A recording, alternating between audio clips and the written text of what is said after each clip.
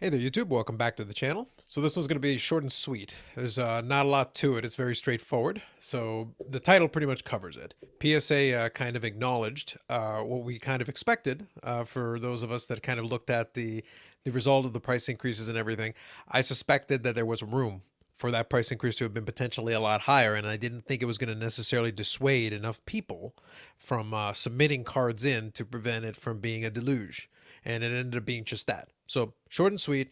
PSA released a statement earlier today, and then it's made the social media rounds, or it started to. So by the time you're seeing this video, I got wind of it as well, and I had a chance to scan it. So I'm going to share it with you. I'm not going to read you the whole thing, but I'll give you the short version, and I am including a link to this in the description for you if you do want to read it yourself. It's not very long. It's actually fairly short, and the pertinent part is actually fairly short as well. But I'll still share it with you. So let me quickly grab the tab for you. Okay. It's called PSA Customer Update, April 2001.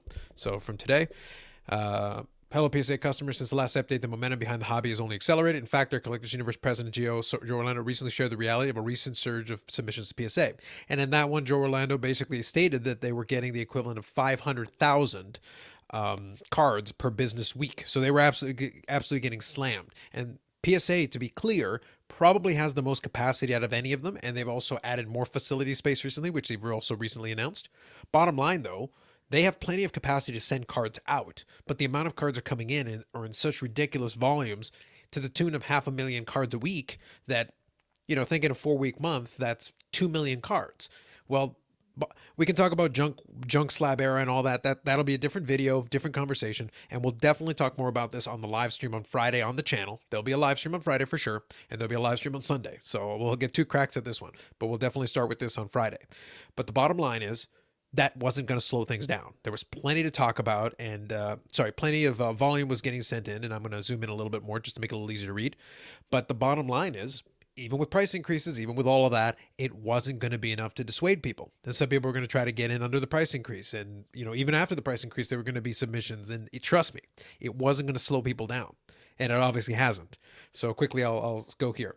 So I'll try to further illustrate the sheer volume received in March has fundamentally changed our ability to service the hobby. The reality is that we recently received more cards in 3 days than we did during the previous 3 months. Even after the surge, submissions continue at never before seen levels. So like I said, all those videos of people talking about, oh, PSA made this increase, and it's like, oh, it's going to ruin PSA, or, I'm tired and done with PSA. Well, congratulations. Who cares?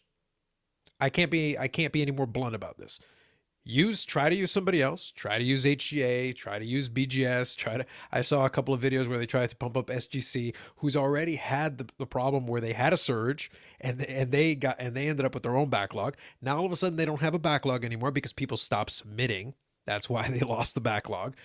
But the good news is, if enough people now and I'll read you the rest in a second here, but if enough people jump to SGC, they will start getting slammed, and they've already said they will increase prices if they get slammed like that again. So don't be shocked if SGC has their own little announcement in the not too distant future if enough people run in their direction. But we'll leave that for another video. For now, let's just get to the bottom line here. Effective immediately, PSA is temporarily suspending our value, regular, and express service levels. This will allow us to fully unbox and receive the recent surge of orders and focus on our most impacted service lines. We're taking a tiered approach to reintroducing these service levels. Our goal is to bring back all suspended service levels by July 1st, 2021. So their goal is to do that. Collector Club members will have their memberships automatically extended to match the duration of the value suspension. This suspension will ensure existing members have full 12 months to utilize their annual Collectors Club benefits. And they did also add an additional 58,000 square feet to their California operation. They stand 783 people strong and growing daily, blah, blah, blah. Anyway, so that's really the crux of this. That's really the bottom line on it. There's really not much more to it. The point is, they increased prices, didn't really slow things down. It did probably a little bit, but in relative terms, like they were still getting slammed. They have more capacity than anybody else. And it goes back to kind of what I said earlier. HGA is a new player in the game. People like them. They like the holders. They like all those things. They're in no position to take any of this. They're months away from being inadequate. SGC is months away from being inadequate. SGC, HGA, and probably BGS combined with CSG probably can't handle the volume that PSA does on a weekly basis. They're they're growing their respective businesses to try to combine, but graders don't grow on trees. They're all trying to hire graders simultaneously, including PSA.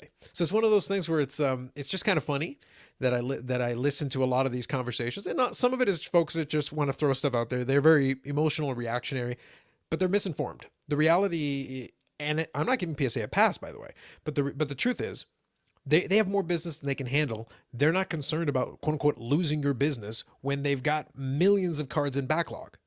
All those cards are going to get graded, and when they get graded, they get to charge for that. So there's plenty of money for them to do to get what they want out of it as a business. So the reality is, this is basically an admission that they've reached a point where there's no hope of even trying to close the backlog unless you shut things down or slow it down. Now, needless to say, I read you off all those different levels that got shut off.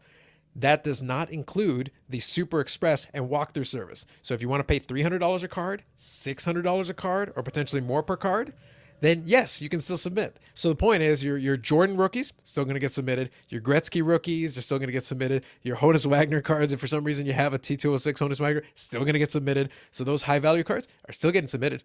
It doesn't matter for those high value cards. The point is that your Luka Prisms. Luka Prism would be like a borderline card. It'd probably have to be like a silver prism. It'd have to be like a gold prism. It'd have to be something that's in the thousands of dollars. Your $5 and $10 prism rookies from insert sport here are probably not going to be worthy of being sent in unless you want to pay $300 a card. And that's the point. Is you just have to go with what's being done there. Anyway. Not going to extend any more than that. I will include a link in the description for you if you want to go check that out. But the bottom line is nothing too surprising here. We'll definitely talk about it more on Friday. But the big takeaways here. The other grading companies are going to have an opportunity to try to take some market share potentially. But I think that in the short run, they're going to find themselves slammed too. If enough people try to run to SGC, they're probably going to get slammed. They're probably going to end up with a backlog. They're probably going to have to raise prices. That's my prediction. If CSG is not ready to scale up right now, they're going to run into the same problem. They may have their own announcement. HGA is probably going to stay the course because they've been slowly ramping up the amount they can receive, but they're already hitting their weekly quota within minutes or seconds. So it's not like they're in no position to take any of the volume away. None of the other graders are in any position to take any of this volume away. PSA has not abdicated anything here. If anything, it's an acknowledgement that they have enough business where it's like, well, guys, here's your shot. You want to take some business? Go ahead. Take it. It's yours. I just don't know if the other ones are ready. I don't know if they're in a position to actually be able to do anything about it or take advantage of it at all. So that's just kind of my take on it. I'd love to get your thoughts and opinions on it as well. And we'll definitely have more chances and opportunities to talk about it as we have some time to absorb and digest it. So just a video getting some initial thoughts out there. My initial thoughts are, this is an admission from PSA that they got hammered. The price increases didn't slow things down. So anyway, so that's it for me. More things like that to come on the channel. If you've never been here before, definitely we do some deep dives and we do some live streams where we talk about hobby topics, and we have a little bit of fun as well. It's more of a hangout as well, but we definitely do talk about hobby topics like this, and I'll definitely lead with this on Friday, and we'll have some more discussions about it, and I'll probably try to invite some people in and get their take on it as well.